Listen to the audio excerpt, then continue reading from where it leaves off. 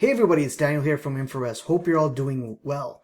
So, we got the US ADP jobs number coming now worse than expected.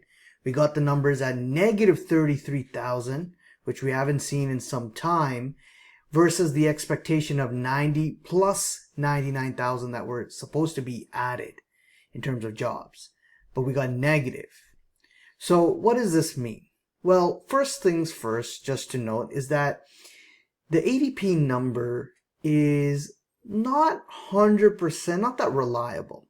And it's to look at and to analyze still, but to, take it with a grain of salt.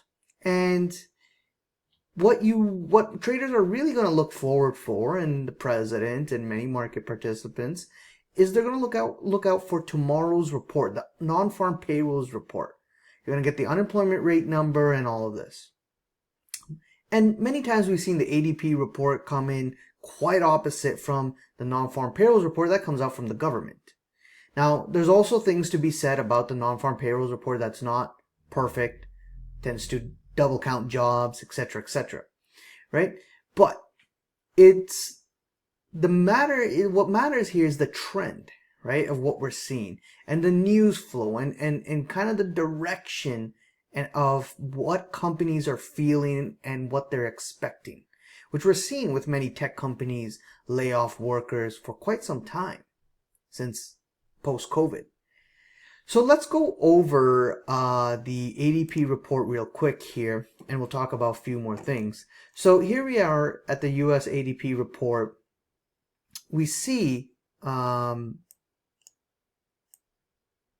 the number coming at minus 33,000, as you see here, versus the expectation of 99,000. And we're seeing the number from 100K levels going down to the thousands, right? It's 66,000, 37,000, and now negative. And we're seeing this trend downwards. Now, again, it doesn't mean tomorrow's non-farm payroll report is going to be ugly. It can signal that, but we tend to see some discrepancies happen there. So let's go over a little bit of this ADP report and talk about, this article from CNBC. And a couple of highlights here, just to tell you, is 33,000 jobs lost in June. This was basically the first decrease since March 2023, right? We haven't seen a negative number like this since March 2023. Now, economists polled Dow Jones forecasts an increase of 100K for the month. The May job growth figure was revised even lower to just 29,000 from 37,000, right? So even the last report that we got, 37,000, that was revised lower as well. So saying basically that, hey, the numbers we had in the last report, they're not really correct. We're actually seeing that there's less jobs, right?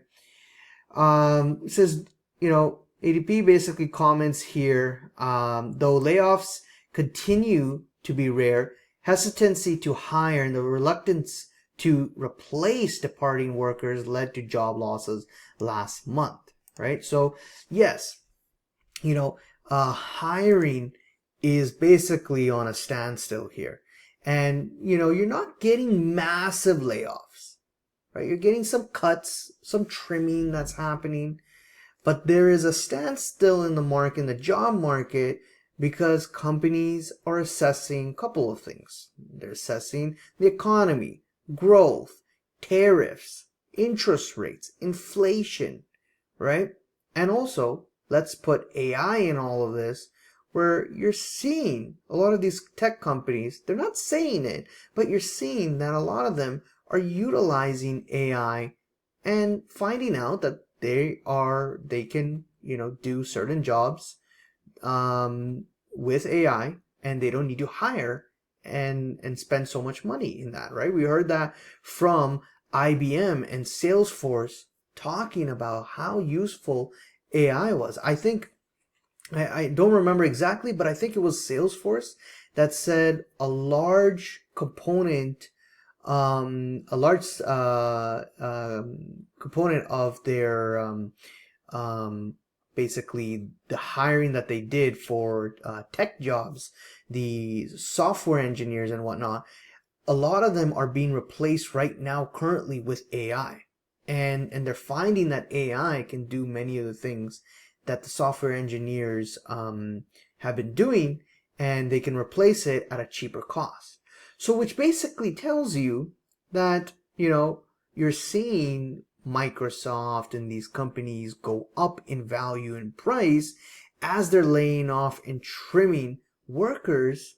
But in terms of the cost, it's getting better for them as an investor, and they're keeping more of the money because of the AI and whatnot. Now, that's just the AI twist in the play.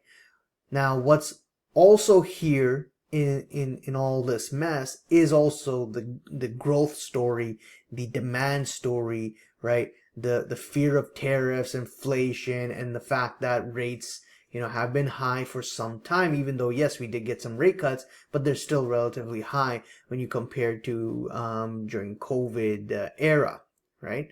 So, and that has created some strains. So we're seeing the effects of it, right? The effects of it, regardless whether if it's Trump's tariffs or not, take that out, right? That's just adding more pressure to it all. But all of this is adding up to more pain for the economy, and we've been talking about this on this channel for quite some time. So service roles have been hit the hardest. Bulk of the job losses came from service roles tied to professional and business services and health and education, according to ADP. Professional business services notched a decline of 56,000, while health and education saw a net loss of 52,000. Financial activities roles also contributed to the month's decline, with a drop of 14,000 on balance. But the contraction was capped by payrolls expansion in goods producing roles across industries such as manufacturing and mining. Altogether, goods producing roles positions grew 32,000, while payrolls for service roles fell 66,000, right? Especially with all this tariff stuff and whatnot, and bringing manufacturing jobs in America, right? That may have a play here, but the service roles are being affected. Eventually, I do expect this sector to be heavily affected as well, when less people are spending, less demand, and so forth and so forth. Now, the other thing is a large, so actually Midwest and Western US saw strongest contractions, basically 24,000, 20,000 respectively. Meanwhile, Northeast, they basically shed around 3,000 roles, and Southern US saw basically an expansion, an increase of 13,000, right?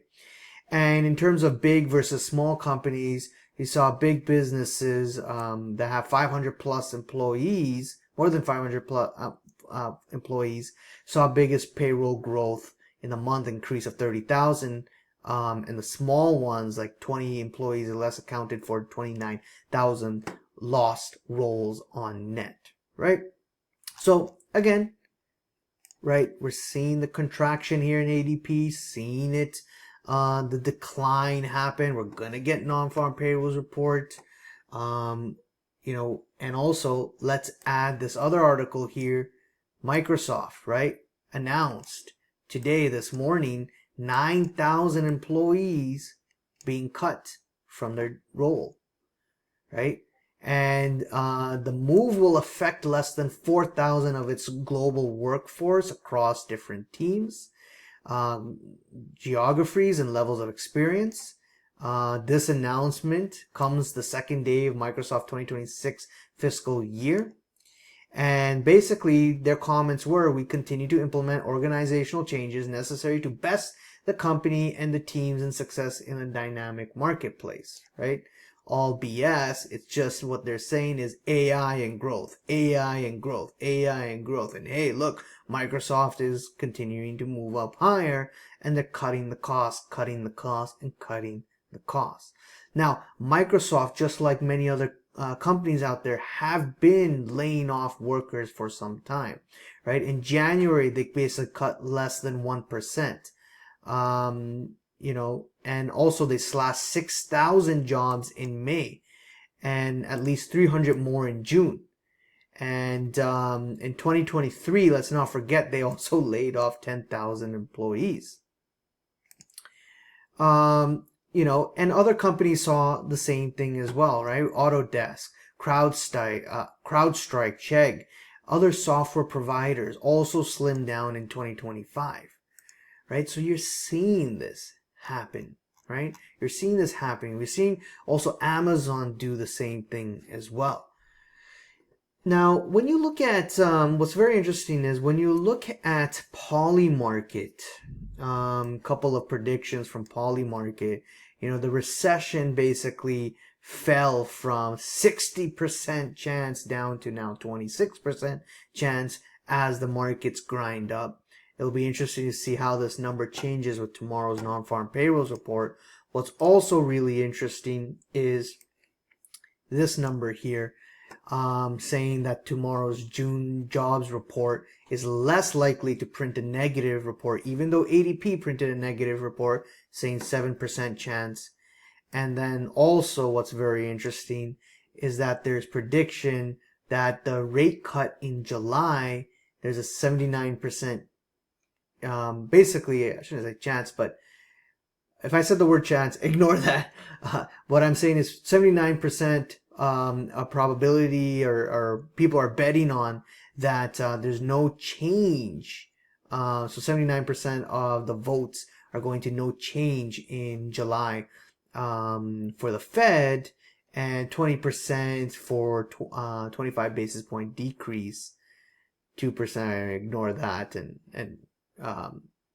for the 50 basis point and 25 basis point, you can ignore that. But basically what you want to see here is that majority of people are betting on that there's no change, even though, we got the ADP number coming in negative, and possibly, tomorrow the number might be soft, might not be, but no change regardless. Now, again, this number can definitely change if non-farm payrolls report comes in worse than expected. So we'll see. We'll see what happens there. So yeah, that's the jobs kind of picture, and tomorrow will be very interesting. We'll see how things play out. And yeah, and let me know what you guys think, right? What are you thinking? We're going to get a strong number, a weak number? Leave a comment below, subscribe, hit the like button, bell icon to be notified next video, and I'll see you guys around. Cheers.